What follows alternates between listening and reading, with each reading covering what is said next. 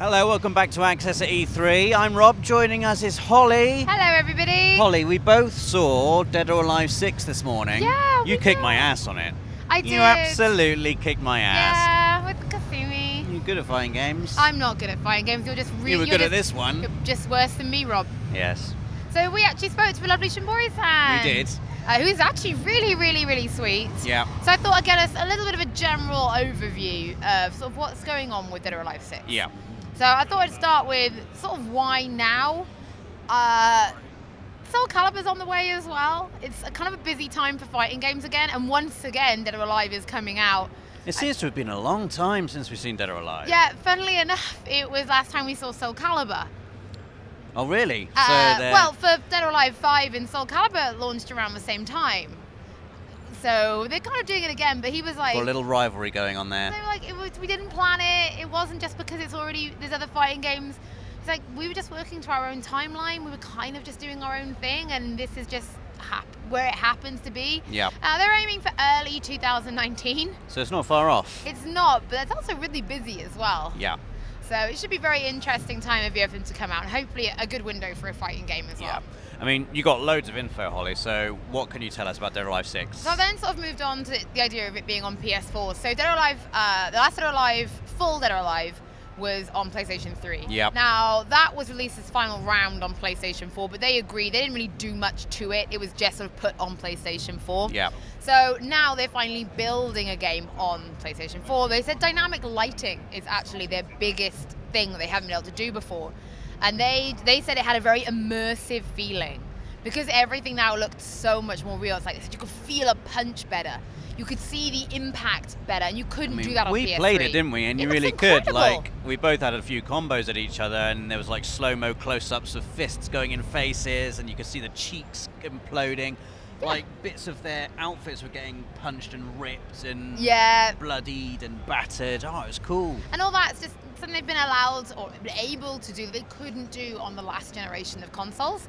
So that was their big thing for, being on PlayStation 4. So then I always sort of moved on to core mechanics, and I'm very aware that fighting games, I'm not an expert at them, each one does sort of very much have its core mechanics. That's what makes that particular one special. That's why they're not all the damn same. Yeah. Now, they've said to Dead or Alive 6, nothing is really going to change. The core mechanics are pretty much remaining as they are. That's what makes it a Dead or Alive game. However, they are adding something to help new people get in. Yeah. It's basically a special button, Mrs. R1, and you can the press win it. button. It's not a win button. It's not a win button, that's very important. You're going to scare the community when you say that.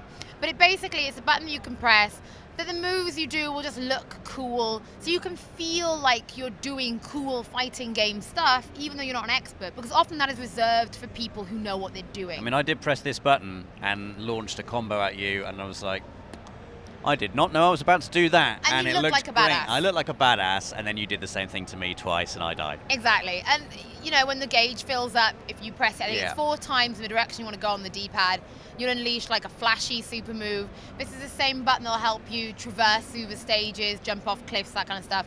It's not a win button, it's a look cool button, so that new people can feel like they're still very much having a positive fighting game experience, even if they aren't the greatest player. I think they were keen to point out that it's not something that noobs can utilize to easily beat veterans either. No. It's not like a button mashy type thing No. where you can be, a newbie can absolutely beat a master. Yeah. The fighting system is still very deep, and there are still ways to defend against these cool-looking moves. Quite easy. I was chatting to someone else from Koei Tecmo, and he was like, no, as soon as you know what you're doing and you know how to block and time, he's like, that button goes out the window. It is very much an introductory button. But, I did ask, what do you want to say to the hardcore? It's like, don't worry, it's really hard to explain how this is going to work in a very short interview. He did say it would take about an hour for him to fully explain the depth of everything they've added. But he did want to just reassure people that it is not a win button for anyone. So the comments will say anyway. So I did sort of always move on then to characters. We know roster is always important in any fighting game. Definitely. Which is hilarious because the more games you release, the more characters you've got. People always want more and more and more. He said they're not ready to release the full roster, which is obvious. We're not ready to talk about that just yet. I mean, obviously, could you imagine just my interview with me like, can I have the full roster, please? Yeah, sure, here you go. No, so we've got the characters that have been revealed at E3. You're seeing some of them in action in this video. He told me that there will be new characters. Yeah, confirmed new characters. And he has told me there will be no guest game characters at launch. Cool. So you know how like Soul Calibur's got So Geralt? no Geralt in Soul Calibur. I mean, Soul Calibur's always got guests. I remember it had Darth Vader back on PS3. Oh, yeah, I remember that. Yeah. I can't even remember who we had in. When I launched Soul Calibur 4, who did I have? I can't. I'm sure the comments will tell you. Oh, of course, your Ezio was in it, wasn't he? I remember that as well. Yes, yeah, we had Ezio. Yeah, so there's going to be none of that. He said at launch. He was very cagey about the at launch bit. So I don't know what they've got planned. I asked about story. Because people still want a story in fighting games. Who are you people? It's punching and kicking, guys, and throwing. No, he laughed and he said they're very aware that Dead or Alive 5 story was a little hard to follow, a little complicated. So they've just reassured that there's still going to be a very similar style, but it will be slightly easier to digest. Yeah. So going back to the game itself, I asked about online. This is where, I mean, for a lot of fighting game fans, this is where it lives or dies. It's big now, isn't it? Especially with esports and everything. Yeah, your netcode and your matchmaking, games will live or die on this. Yep. And he said he is aware. Dead or Alive 5 was not the strongest. There is a special, dedicated team of engineers who are working on netcode and matchmaking. And while they had nothing to reveal right now, he wanted to reassure people that they were taking it seriously and that a team was working on it. That's cool. Yep. And finally, I sort of asked about customization. You and your customization. Well, Hollie. I just thought with a real focus on the online, with Dead or Alive as an esport, Yeah, that's and true. with what Tekken Tag Tournament 2 did in terms of like, it's still the core character, but like unlocking costumes. And my God, Dead or Alive is known for its DLC costumes. Go to the PlayStation store and have a look. My God. So I was just wondering if there would be that kind of customization introduced, so that when you're playing online, it's still, it's very much your character. Yeah, you put your mark on your own character. They said it's not really their policy. That's not how that team does things. He laughed and said, maybe a little pair of glasses. Or you can let your fighting do the talking. Pretty much. There isn't really going to be that in-depth character customization that you've seen in some other fighting games. It is not their jam. I mean, for the brief time that we actually got our hands on the game, Hollie, I was really impressed by it. It is beautiful. Really impressed by it. There's a real kind of sense of impact to every move now.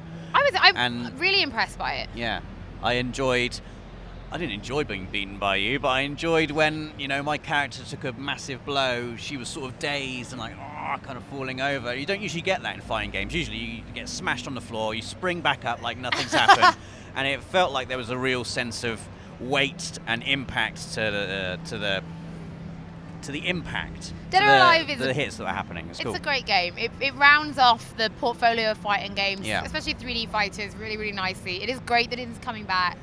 It sounds like all the key areas are kind of being taken care of, while there's not loads of details now. The key areas, the pillars of fighting games are being taken seriously and being looked at.